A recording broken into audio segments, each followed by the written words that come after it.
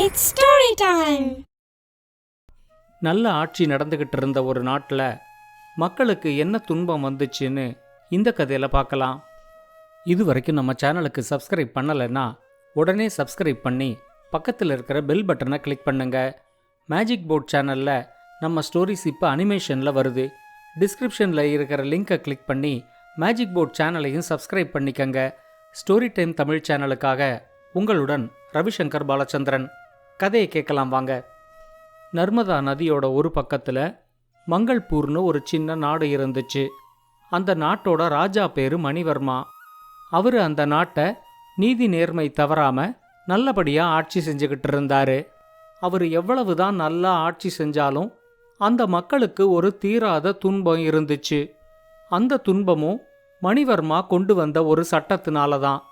தன்னோட நாட்டு மக்கள் எல்லாரும் எப்பவும் தலையில ஒரு டர்பன் வச்சிருக்கணும் அப்படின்னு அவர் சட்டம் போட்டாரு. அந்த டர்பனும் அவங்களோட இடது கண்ணை பயன்படுத்த முடியாத மாதிரி முழுசா இடது கண்ணை மறைச்ச மாதிரி கட்டணும். வலது கண்ணால மட்டும்தான் எல்லாரும் எதையும் பார்க்க முடியும் அப்படிங்கிற மாதிரி இருந்துச்சு. புதுசா இந்த சட்டம் வந்ததும் மக்கள் எல்லாரும் ரொம்பவே குழம்பி போனாங்க. மணிவர்மா எதுக்காக இப்படி ஒரு சட்டத்தை கொண்டு வந்தாரு அப்படின்னு தெரியாம சில பேர் கண்ணை மறைக்காம டர்பன் கட்டிக்கிட்டு தெருவில் இறங்கி வந்தாங்க. அரசாங்க காவலர்கள் அவங்க எல்லாரையும் பிடிச்சு அவங்களுக்கு சின்ன சின்ன தண்டனைகளை கொடுத்தாங்க. எல்லாரும் இந்த சட்டத்தை மதிச்சு நடக்கணும், யாரும் இதை மீறக்கூடாது, இனிமே யாராவது மீறினா அவங்களுக்கு கடுமையான தண்டனைகள் உண்டு அப்படின்னு ராஜா மறுபடியும் ஒரு அறிவிப்பை வெளியிட்டாரு. கொஞ்ச நாள்லேயே இடது கண்ணு தெரியற மாதிரி டர்பனை கட்டுற எல்லாரையும் பாதாள சிறையில் அடைக்கிற அளவுக்கு இந்த சட்டத்தை ரொம்ப கடுமையாவே அமல்படுத்தினாங்க. மணிவர்மா இந்த சட்டத்தை கொண்டு வந்ததுக்கு ஒரு காரணம் இருந்துச்சு. ஒரு தடவை காட்டுல அவர் வேட்டையாட போகும்போது எதிர்பாராத விதமா அவரோட அம்பே அவரோட கண்ணுல பட்டதுனால அவரோட இடது கண் பார்வை பறி போயிடுச்சு.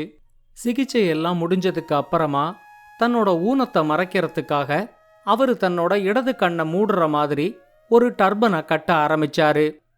நாட்டுல தான் மட்டும் இடது கண்ணை மறைக்கிற மாதிரி டர்பன் கட்டினா மற்றவங்களோட கேலிக்கு ஆளாயிடுவோம் அப்படிங்கிற எண்ணத்துல தான் இந்த நாட்டுல இருக்கிற எல்லாருமே இடது கண்ணை மறைக்கிற மாதிரி டர்பன் கட்டிக்கணும் அப்படின்னு அவர் ஒரு உத்தரவை போட்டாரு. இந்த சட்டம் அந்த நாட்டு மக்களுக்கு மட்டும் இல்ல, அந்த நாட்டுக்கு வர விருந்தினர்கள், வியாபாரிகள், மற்ற நாட்டு தூதுவர்கள் எல்லாருக்குமே இந்த சட்டம் பொருந்தும். மணிவர்மா ஒரு நல்ல ஆட்சி கொடுத்ததுனால மக்கள் இந்த சட்டத்தை ஒரு சின்ன சங்கடமாத்தான் பார்த்தாங்க. முதல் கொஞ்ச நாளைக்கு தான் அவங்களுக்கு கஷ்டமா இருந்ததே தவிர போக போக இது அவங்களுக்கு பழகிடுச்சு. ஆனா அந்த நாட்டுக்கு வர வியாபாரிகள், மற்ற நாட்டு தூதர்கள், விருந்தினர்கள் இவங்களுக்குத்தான் இந்த சட்டம் ரொம்ப கஷ்டமா இருந்துச்சு. மணிவர்மாவோட ஒரே பையன் சுந்தரவர்மா. அவன்தான் அந்த நாட்டோட இளவரசன்.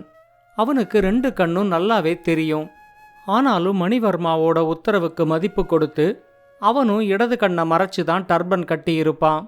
சுந்தரவர்மா திருமண வயதை அடைஞ்சதும் மணிவர்மா அவங்கிட்ட திருமணத்தை பத்தி பேச்செடுத்தாரு. அதுக்கு சுந்தரவர்மா, நான் பல நாடுகளுக்கும் பயணம் போகலான்னு முடிவு பண்ணியிருக்கேன். பல நாடுகளுக்கும் போய் அந்த நாட்டு மக்கள்கிட்ட பழகி என்னோட சமூக அறிவை நல்லா வளர்த்துக்கிட்டதுக்கு அப்புறமா தான் திருமணத்தை பற்றி என்னால் யோசிக்க முடியும் அப்படின்னு சொன்னாரு. மணிவர்மாவும் சுந்தரவர்மாவோட பயணத்துக்கு தடை எதுவும் சொல்லலை. மணிவர்மாவோட சட்டம் மங்கள்பூர் நாட்டோட எல்லை வரைக்கும் தாங்கிறதுனால எல்லை தாண்டினதுக்கு அப்புறமா சுந்தரவர்மா தன்னோட டர்பனை 2 கண்ணும் தெரியற மாதிரி மாற்றி கட்டிக்கிட்டாரு. இத்தனை வருஷமா ஒரு கண்ணாலேயே உலகத்தை பார்த்துக்கிட்டு இருந்த சுந்தரவர்மாவுக்கு 2 கண்ணால உலகத்தை பார்க்கறது ரொம்பவே நல்லா இருந்துச்சு. தான் இத்தனை நாள் ஒரு கண்ணால உலகத்தை பார்த்து கஷ்டப்பட்ட மாதிரி தானே இத்தனை நாளும் தன்னோட நாட்டு மக்களும் கஷ்டப்பட்டிருப்பாங்க அப்படிங்கிற எண்ணம் சுந்தரவர்மாவுக்கு வந்துச்சு. இதை பற்றி யோசிச்சுக்கிட்டே அவர் பல நாடுகளை சுற்றி கடைசியில் கஞ்சன்பூருங்கிற நாட்டுக்கு வந்து சேர்ந்தாரு. சுந்தரவர்மா அங்கே போய் சேர்ந்த நேரத்தில் அந்த நாட்டு முதலமைச்சர் பலதேவனும் அவரு கூட இளவரசி மைதிலியும் மக்களோட குறைகளை தெரிஞ்சுக்கிறதுக்காக மாறு வேஷத்துல அந்த நாட்டுக்குள்ள சுத்திக்கிட்டு இருந்தாங்க. சுந்தரவர்மாவுக்கும் மைதிலிக்கும் ஒருத்தரை ஒருத்தர் பார்த்த உடனேயே பிடிச்சு போச்சு. பலதேவன் சுந்தரவர்மா கிட்ட அவரை பத்தி விசாரிச்சாரு. அவர் மங்கள்பூரோட இளவரசன்னு தெரிஞ்ச உடனே உங்க 2 பேரை பத்தி எங்க ராஜா கிட்ட சொல்லிட்டு நானே மங்கள்பூருக்கு நேர வந்து உங்க அப்பா கிட்ட உங்க 2 பேரோட திருமணத்தை பத்தி பேசுறேன் அப்படின்னு சொன்னாரு. மங்கள்பூருக்கு திரும்ப வந்த சுந்தரவர்மா நடந்ததை எல்லாத்தையும் மணிவர்மா கிட்ட சொன்னாரு. கூடிய சீக்கிரம் காஞ்சன்பூர் சார்பா பலதேவன் இங்க வருவாரு அப்படின்னு சொன்னாரு. சொன்ன மாதிரியே பலதேவன் ஒரு நாள் நர்மதா நதி வழியா ஒரு பெரிய படகுல மங்கள்பூருக்கு வந்து சேர்ந்தாரு. அவரை வரவேற்கிறதுக்காக அமைச்சர்களும் படை தளபதிகளும் நர்மதா நதிக்கரைக்கு வந்திருந்தாங்க. படகுலேந்து இறங்கின பலதேவனை பார்த்ததும் அவங்களுக்கெல்லாம் கொஞ்சம் ஆச்சரியமாயிடுச்சு. அவங்க பலதேவன் கிட்ட எங்க நாட்டோட சட்டத்திட்டங்களை தெரிஞ்சு நீங்க ஒரு கண்ணை டர்பனை வச்சு மறைச்சுக்கிட்டு இருக்கிறது சரிதான், ஆனா நீங்க இடது கண்ணை டர்பனால மறைக்கணும், அதுக்கு பதிலா நீங்க வலது கண்ணை உங்க டர்பனால மறைச்சுக்கிட்டு இருக்கீங்க, அது தவறு அப்படின்னு சொன்னாங்க.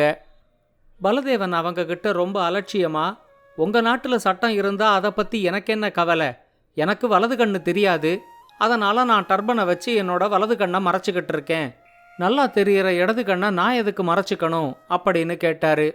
அமைச்சர்கள் அவர்கிட்ட ரொம்ப பணிவான குரல்ல, இல்ல எங்க நாட்டு சட்டப்படி எல்லாரும் இடது கண்ணை டர்பனை வச்சு மறைச்சுக்கணும், எங்க நாட்டுக்கு வர வியாபாரிகள், வெளிநாட்டு தூதர்கள், விருந்தினர்கள் இவங்களுக்கும் இந்த சட்டம் பொருந்தும், அதனால தயவு செஞ்சு உங்க இடது கண்ணை டர்பனை வச்சு மறைச்சுக்கங்க அப்படின்னு சொன்னாங்க.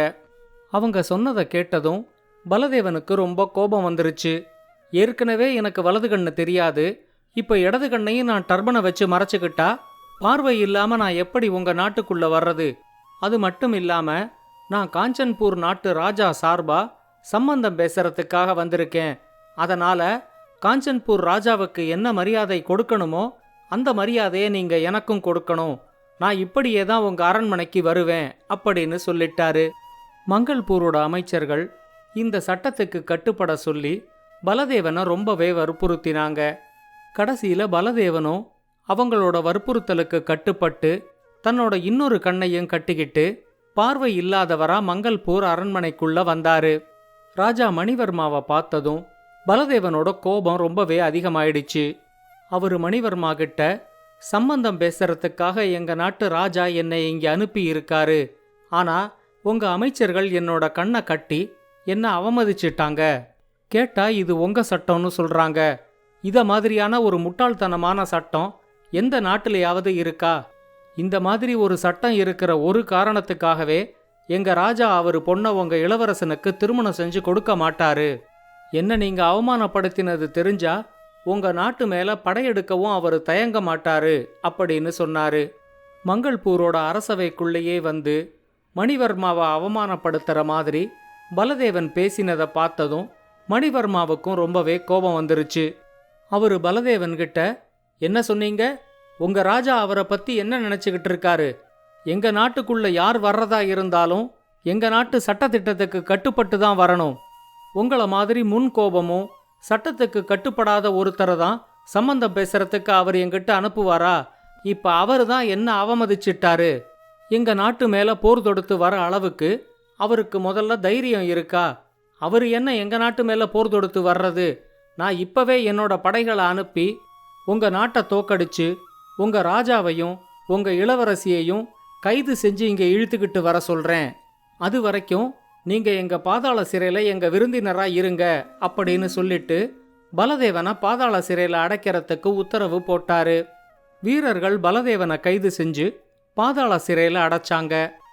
எதிர்பார்த்தது ஒன்று நடந்தது ஒன்றுங்கிற மாதிரி உடனே மணிவர்மா தன்னோட படைத்தலைவனை வர சொல்லி காஞ்சன்பூர் மேல படையெடுக்க சொன்னாரு.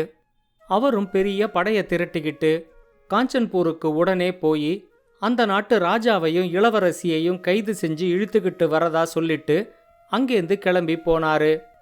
ஆனா ஒரு வாரத்துக்குள்ளேயே படைத்தலைவர் மட்டும் மணிவர்மாவை பார்க்கறதுக்கு திரும்பி வந்தாரு.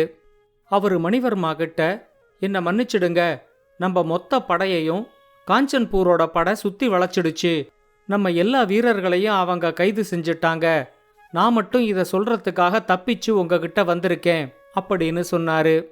மணிவர்மா ரொம்ப கோபத்தோட, எப்படி இது நடந்துச்சு அப்படின்னு கேட்டாரு. இப்ப படைத்தலைவர் சொன்னாரு, உங்க சட்டதிட்டங்களுக்கு கட்டுப்பட்டு நம்ம படையில இருக்கிற எல்லா வீரர்களுமே இடது கண்ணை மறைச்ச மாதிரி டர்பன் கட்டிக்கிட்டு போனதுதான் பெரிய பிரச்சனையாயிடுச்சு. காஞ்சன்பூர் ராஜாவுக்கு இது தெரிஞ்சு இடது பக்கமா வந்து நம்ம படைய மொத்தமா சுத்தி வளைச்சிட்டாரு. நம்ம வீரர்களால இடது பக்கம் இருக்கிற எதையுமே பார்க்க முடியாததே இப்ப நமக்கு பெரிய பலவீனமாயிடுச்சு. நம்ம படை தோத்து போச்சு. காஞ்சன்பூர் ராஜா நம்ம நாட்டை பிடிச்சு உங்களை கைது செஞ்சு இழுத்துக்கிட்டு போறதுக்காக இப்ப பெரிய படையோட வந்துகிட்டு இருக்காரு அப்படின்னு சொன்னாரு. மணிவர்மா ரொம்பவே பயந்து போய் இப்ப என்ன செய்யறது அப்படின்னு கேட்டாரு. படைத்தலைவர் சொன்னாரு, அரண்மனைக்கு காவலாயிருக்கிற எல்லா வீரர்களையும் டர்பனை ஒழுங்கா போட்டுக்க சொல்லி 2 கண்ணும் தெரியற மாதிரி முதல்ல பண்ணுங்க. காஞ்சன்பூர் ராஜாவோட படைகள் இங்க வர்றதுக்கு முன்னாடி அவங்க அமைச்சர் பலதேவனை நம்ம பாதாள சிறையிலேருந்து விடுதலை பண்ணுங்க. அவர்கிட்ட மன்னிப்பு கேட்டுட்டு அவரை விட்டு காஞ்சன்பூர் ராஜாவோட பேச சொல்லுங்க. நம்மாலான எல்லா வழியிலையும் நாம முயற்சி செய்வோம் அப்படின்னு சொன்னாரு. எல்லாரும் எப்பவும் இடது கண்ணை சுத்தி டர்பன் கட்டணுங்கிற சட்டத்தை ராஜா உடனே விலக்கிக்கிட்டாரு. அரண்மனையில இருந்த எல்லா காவலர்களும் அமைச்சர்களும் படை தளபதிகளும் தங்களோட டர்பனை நேரம் ஆக்கிக்கிட்டாங்க. இப்ப எல்லாராலையும் 2 கண்ணால பார்க்க முடிஞ்சுது.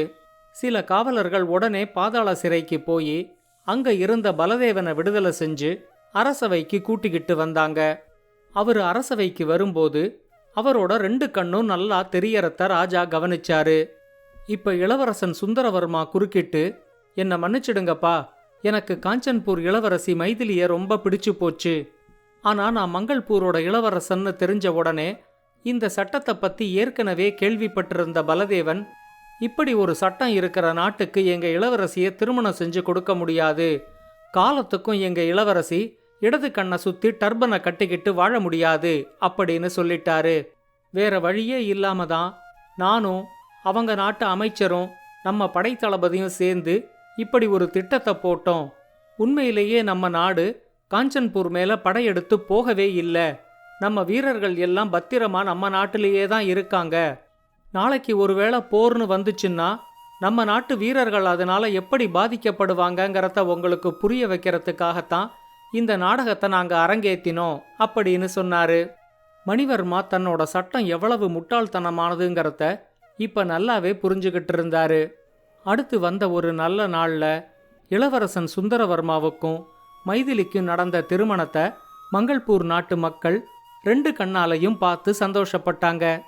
இந்த கதையை பத்தின உங்களோட கருத்துக்களை ஸ்டோரி டைம் தமிழ் யூடியூப் சேனல்லையும் பாட்காஸ்ட்லையும் பின்னூட்டத்தில் கமெண்ட்ஸாக பதிவு பண்ணுங்க. இந்த கதை உங்களுக்கு பிடிச்சிருந்தா லைக் பண்ணுங்க, கமெண்ட் பண்ணுங்க, ஷேர் பண்ணுங்க. மறக்காம ஸ்டோரி டைம் தமிழ் சேனலை சப்ஸ்கிரைப் பண்ணுங்க. அப்படியே பக்கத்துல இருக்க அந்த பெல் ஐகானை கிளிக் பண்ணுங்க.